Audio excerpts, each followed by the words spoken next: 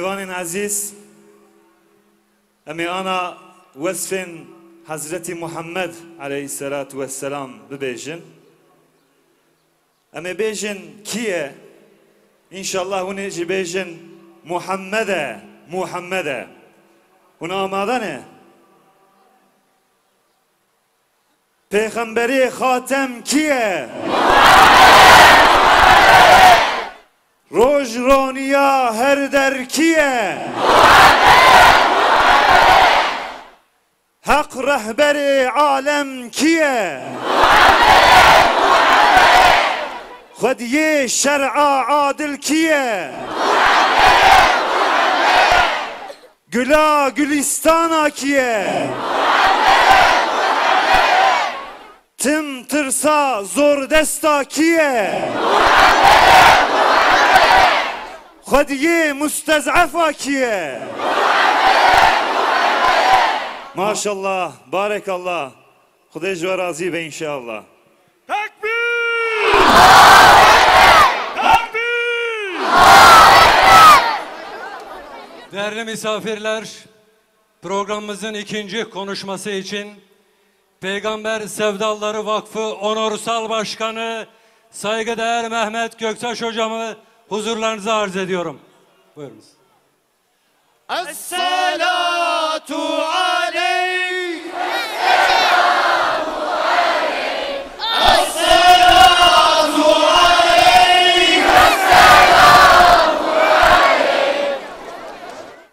Elhamdülillahi Rabbil alemin ve salatu ve selamu ala Resulina Muhammedin ve ala alihi ve ashabihi ecmain.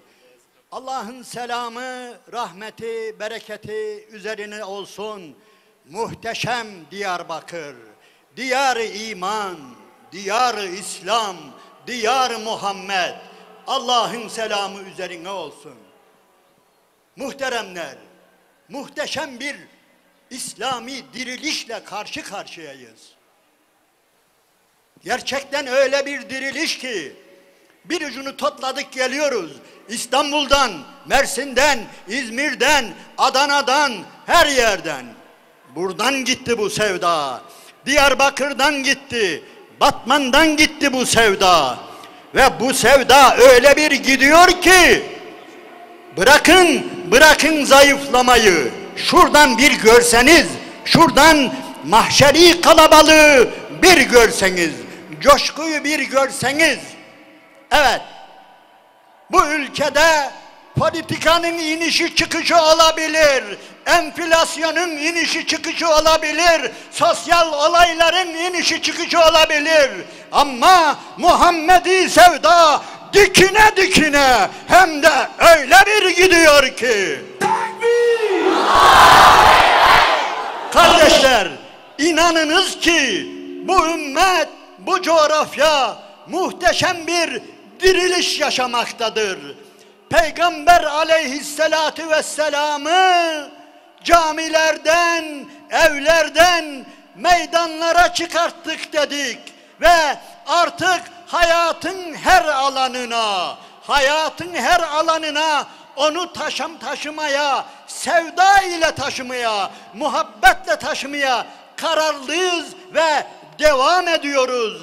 Her yıl onun bir özelliğini alıyoruz elimize ve dünyaya, muhtaç olan dünyaya, Muhammed'e muhtaç olan dünyaya götürmeye çalışıyoruz. İyi dikkat ediniz.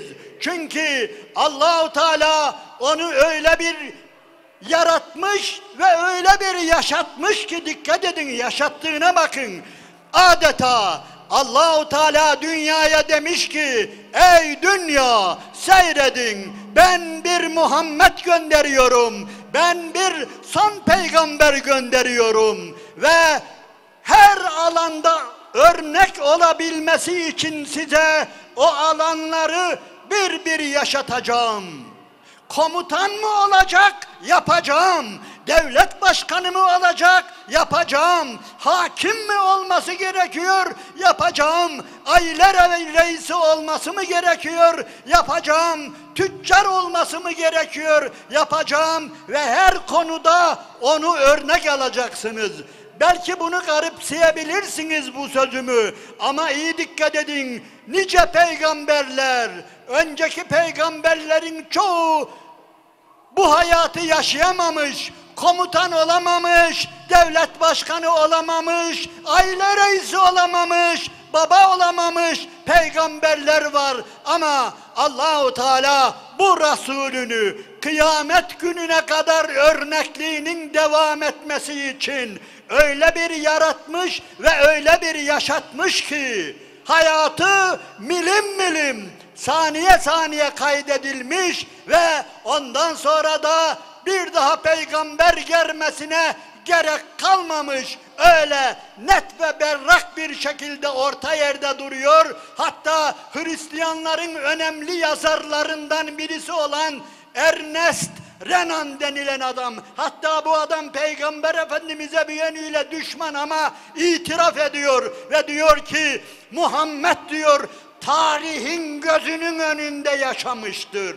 Hiçbir karanlık noktası, hiçbir kör noktası, hiçbir bilinmeyen meşhur bir nokta yoktur hayatında diyor. İşte biz bu peygamberin yolunu ümmeti olarak sürdürmekle mükellefiz. Çünkü madem ki ve hatemen nebiyyin, o nebilerin sonu, ama biz onun yolunun devam ettiricileriyiz. Çünkü Allahu Teala bize yüklemiştir o görevi ve buyurmuştur ki Bismillahirrahmanirrahim. Ya eyyühellezine amenu kunu kavvamine bil kıst şühedâe lillah. Ey iman edenler!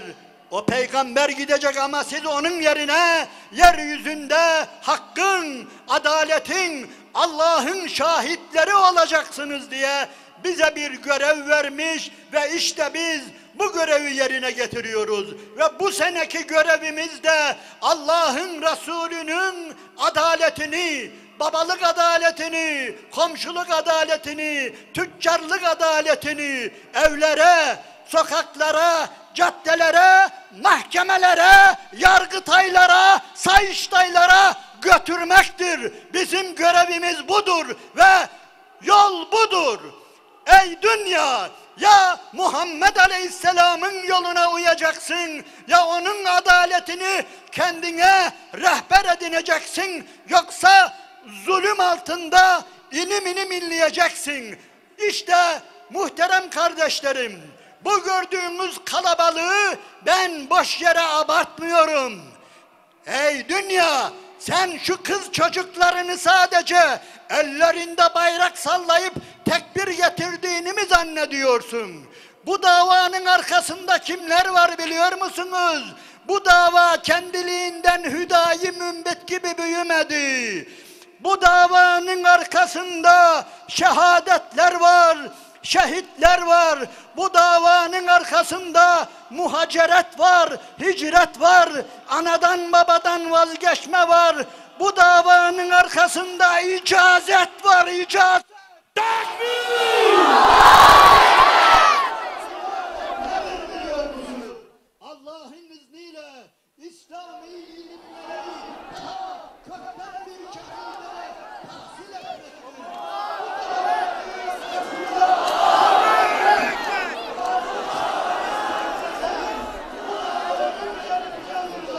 yüzlerce seyyamız var, yüzlerce alimimiz var, yüzlerce muhterem hocalarımız var ve bu kendiliğinden böyle basitçe gitmiyor. Onun için bu görev Allah'ın izniyle her yere gidecek ve gidiyor da. Kardeşlerim dikkat edin, o Ege'nin kıyıları, Marmara'nın kıyıları, Yeni Kapısı, İstanbul'u, Mersin'i, her yeri bu sevda ile, adaletiyle, ahlakıyla çalkalandı ve sadece Nisan aylarında bir etkinlik yapmak değil, biliyorsunuz buraya gelmezden önce milyarlarca salavat-ı şerife getirttik insanlara. Bu sevdalarımızın emriyle, tavsiyesiyle, irşadıyla, davetiyle ve yüz binlerce yavrumuz, Yüz binlerce yavrumuz Allah'ın Resulü'nün hayatını okudu. Yarışmalara girdi, dikkat edin. Bu böyle basit bir olay değil. Onun için bu sevda gerçekten büyük bir sevdadır ve gidiyor. Enflasyon nereye giderse gitsin, seçimler, politikalar nereye giderse gitsin, vallahi şu kalabalığın ucunu ben yani göremiyorum, ağaçların ötesini. Ve bu sadece bir kalabalık da değil. Ve şu anda Efendimizin bize verdiği müjdeye göre Allah'ın yeryüzünde melekleri vardır ve o melekler Allah'ın zikredildiği yeri kuşatıverirler. Arş-ı alaya kadar kuşatıverirler. Ne mutlu sizlere. Kuşatıldınız şu anda. Arş-ı alaya kadar saatlerdir tekbir getiriyorsunuz. Saatlerdir salatü selam getiriyorsunuz. Gelmeden evvel zaten dolu dolu geldiniz buraya ve bunların karşılığını özellikle Hazreti Muhammed Aleyhisselam'ı sevmenin karşılığını öyle basit bir şey zannetmeyin. Tamam, ahirete inanıyoruz. Ahirette verecek Rabbimiz. Ama Allah bizi, peygamberini sevenleri, peygamber sevdalılarını, Allah'ın bir adeti vardır. Dünyanın da sultanı eyler. Eylemiştir. Eyleyecektir. Unutmayın burayı. Eğer gökyüzü, şu meydan salatü selamlarla inliyorsa unutmayın, Allah bize bir şeyler verecek. İzzet verecek, onur verecek, şeref verecek ve özellikle diğer insanlara adaletle hükmetme makamı verecek. Takbir! Zaten Efendimi Allahu Teala bunu bizden istiyor, bize emrediyor. Dedik ya, ya eyyühellezine amenu kunu kavvamine bil kıs. Ey iman edenler, yeryüzünde Allah'ın şahitleri olun buyururken, hakim olun buyururken, bu iş öyle kuru kuruya değildir ve bu gerçekleşecektir. Efendimiz de bize bir yol gösteriyor. Sebatün yuzilluhumullahu fi zillihi yevme la zille illa zillih. 7 grup insan vardır ki hiçbir gölgenin olmadığı günde Allah onları özel olarak gölgelendirecektir buyuruyor ve bunlardan birincisi imamün adilün, adaletli devlet başkanı, adaletli imam. Efendimiz bize bu yolu gösteriyor. Olun diyor, siz olun diyor. Onun için bu bizim hedefimizdir. Biz yavrularımızı böyle büyüteceğiz. Sen adaletle hükmeden birisi olacaksın diye büyüteceğiz. Muhterem kardeşlerim, yalnız burada samimi olarak bazı kardeşlerimize tavsiyelerde bulunuyoruz. Kime? Özellikle din adına, dindarlık adına bazı yerlere geldiler. Allah razı olsun, biz nankör değiliz. Yapılan iyilikler, güzellikler varsa İslam adına takdir ederiz. Ama ellerine, yüzlerine bulaştırdıkları da oluyor. Ve olan İslam'a oluyor. Uzatmayın. Diyorum ki, ey dindar yöneticiler, ey dindar tüccarlar, ey dindar hakimler, savcılar, ey dindar devlet başkanları, bakanlar, valiler, insanlar diyor ki size, dindarlığınızı Allah'a gösterin. Dindarlığınızı, teheccüdünüzü, Şaban orucunuzu, Recep orucunuzu, seher vakti yaptığınız duaları, evvabin namazınızı, kuşluğunuzu, onları Allah'a gösterin.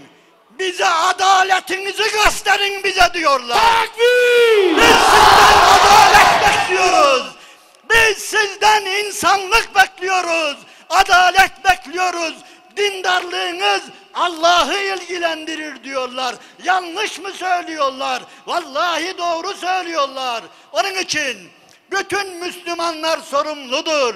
Müslüman babalar, eğer mahallenizde, eğer sokağınızda, eğer apartmanınızda birileri sizin evlatlarınıza karşı, eşlerinize karşı davranışlarınızı gözetliyorsa, sizin namazınız, orucunuz falan hiç fayda etmez. Asıl puan, asıl diğer insanlara, sizi gören, gözeten insanlara karşı puan nedir? Adalettir, insanlıktır ve biz bunun için uğraşmalıyız. Biz buna dikkat etmeliyiz. Kardeşlerim, yine acı hakikatlerden birisine daha parmak basmak istiyorum. Hocalarım okudular.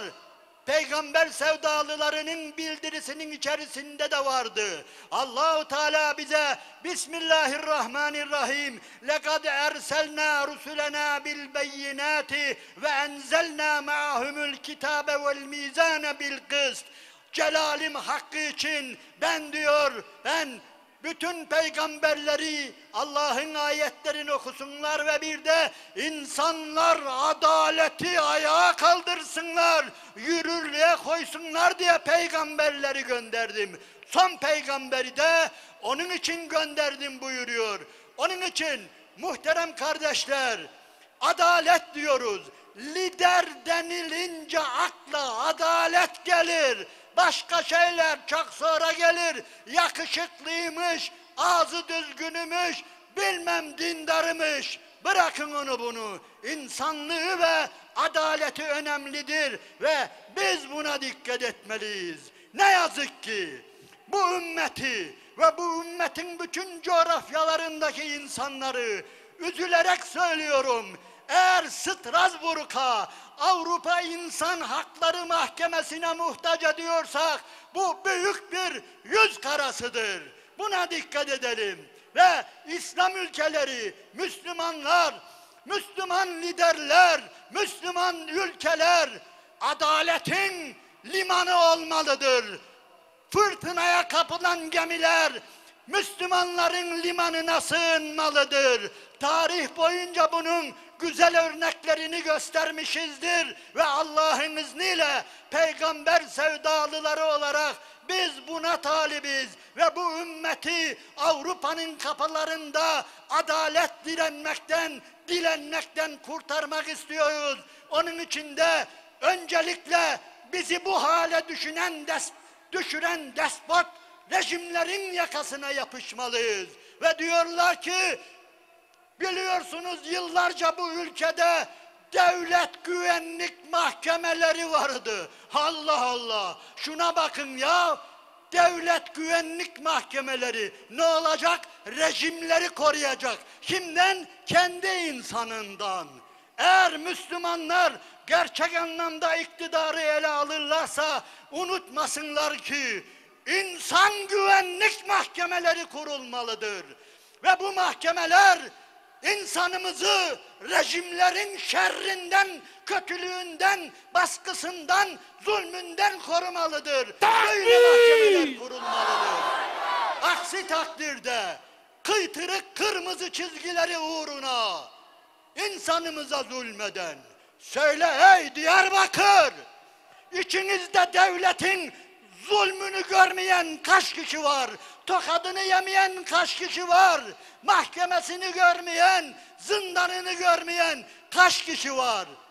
Onun için biz diyoruz ki aynen peygamberlerin yaptığı gibi önemli olan insandır, önemli olan Müslümandır, önemli olan Müslümandır ve Kabe'den de kutsaldır. Alimlerimiz der ki eğer bir Müslümanın eli ayağı yanlışlıkla Kabe'nin duvarının arasına kısılsa ve çıkamasa Kabe yıkılır ve Müslümanın eli ayağı oradan kurtulur diyor. Onun için Müslümandan, insandan daha mukaddes, daha kutsal bir şey yoktur ve adalet insan içindir. Devlet insanın bir hizmetçisidir. İnsanlara hizmet için vardır ve yoksa kendisine yıllarca olduğu gibi insanları, yavruları, bebeleri kendilerine taptırmak için yoktur. Hizmet için vardır. Ve İslam, Müslümanlar, peygamber sevdalıları bunu getirecektir, bunu gösterecektir. Ve insandan daha güzel, Allah katında kadri kıymeti olan bir yaratık olmadığını gösterecektir. Ve biz Peygamber Aleyhisselatü Vesselam'ı, bütün peygamberleri bunun için okuyoruz ve bunun için getireceğiz. Bunun için bu peygamberi okullarımıza, ekranlarımıza, caddelerimize, mahkeme salonlarımıza, en üst düzey genel kurullara Hazreti Muhammed Aleyhisselam'ın mühürünü, hayatını, damgasını vurmak için varız ve sevdamız bunun içindir. Peygamber sevdası bunun içindir. Allahu Teala sevdanızı verimli eylesin. Sevdanızı mübarek eylesin. Allahu Teala bizleri Müslümanları bu dünyada başkalarının bile gelip sığındığı sığınaklar, emniyet ve güvenli limanlar eylesin. Allahu Teala günümüzü günümüzden iyi getirsin. Evlatlarımızı bizden hayırlı eylesin. Bizleri annelerimizden, babalarımızdan hayırlı eylesin diye dua ediyoruz ama oluyor dualar. Öyle değil mi? Söyleyin bacılar. Siz sadece örtünüyordunuz. Siz sadece Kur'an okumasını biliyordunuz. Allah razı olsun. Edebiniz vardı, hayanız vardı. Ama şimdi kızlarınız alim oldu, öyle değil mi? Kızlarınız müftüler gibi, vaizler gibi, ilahiyat fakültesi mezunları gibi, onlardan daha üstün icazet sahibi oldular. Erkeklerimiz de böyle değil mi? Onun için muhteremler, Rabbimiz şu 15 sene içerisinde, benim bizzat burada gözetlediğim 15 sene içerisinde bize neler verdi ve daha neler verecek. Allah bize şu dünya gözüyle o güzel hediyeleri görmeyi, almayı bizlere nasip eylesin. Allah'ın selamı, rahmeti, bereketi üzerinize olsun aziz ve muhterem kardeşlerim. Takbir! Takbir! Takbir!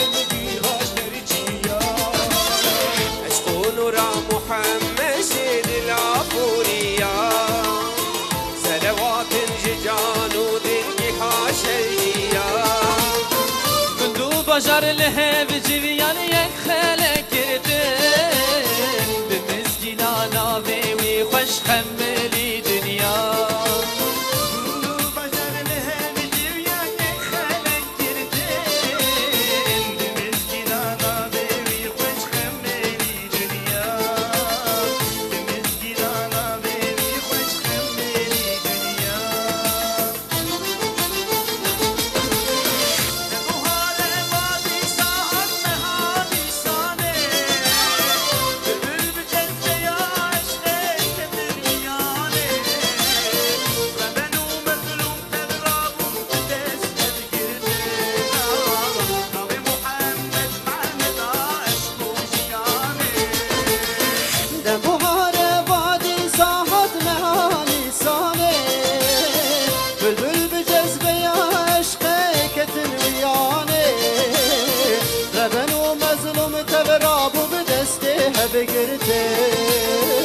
نبی محمد ماند عشق و جیانه سلام الله سلام الله علیک یا رسول الله سلام الله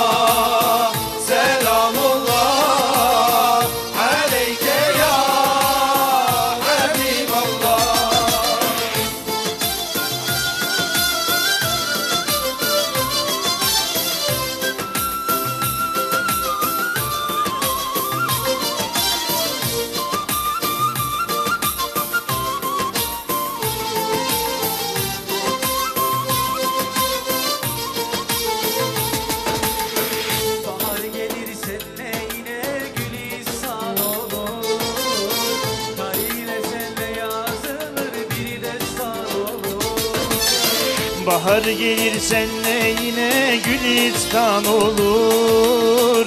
Tarihler senle yazılır bir destan olur.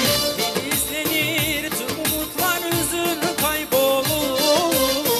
Dua sensin umut sensin ya Resulallah. Filizlenir tüm umutlar hüzün kaybolur. Dua sensin umut sensin ya Resulallah. Dua sensin umut sensin ya Resulallah. Seni söyler tüm ozanlar yazar şairler. Seninle hayatlar olur köyler şehirler. Aşkınla sineden kalpten dökülür kirler. Ah, hayat sensin, sevda sensin ya Resulallah. Seni söyler tüm ozanlar yazar şairler. Seninle hayatlar olur köyler şehirler. Kalpten dökülür kirler. Hayat sensin, sevda sensin ya Resulallah. Selatullah, selamullah aleyke ya Resulallah. Selatullah, selamullah aleyke ya Habiballah.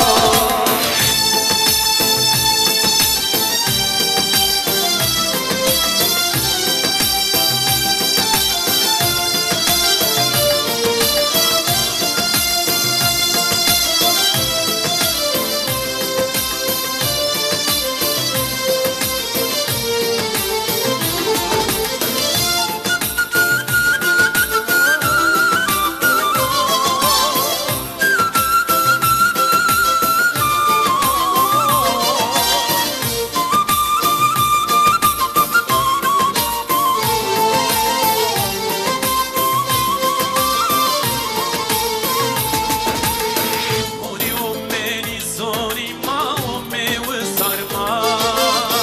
Honi umme vicdanima umme roşunma. هوني أمني السوني ما وصرما. هوني أمي مجداني ما ورشما. Çiveşindin bülbülima beş kuş şevkim. Vicdanı usartı ey yar Muhammed. شوشندن بلبل ما فيش خوش وخام. مجدونتي وزارتي اي يار محمد. مجدونتي وزارتي اي يار محمد. شمرك يا زربي شاب كيف وسيار. ام دنيا ام جمع محمد زيشان. Zulüm hediye huzur bide arda asiman. Eser verma selam turi anzar yo selam. Çıkarık yen zerbi yaşa bir keyfu seyran. Umu dünya umu canma Muhammed zişan. Zulüm hediye huzur bide arda asiman. Eser verma selam turi anzar yo selam. Selatullah,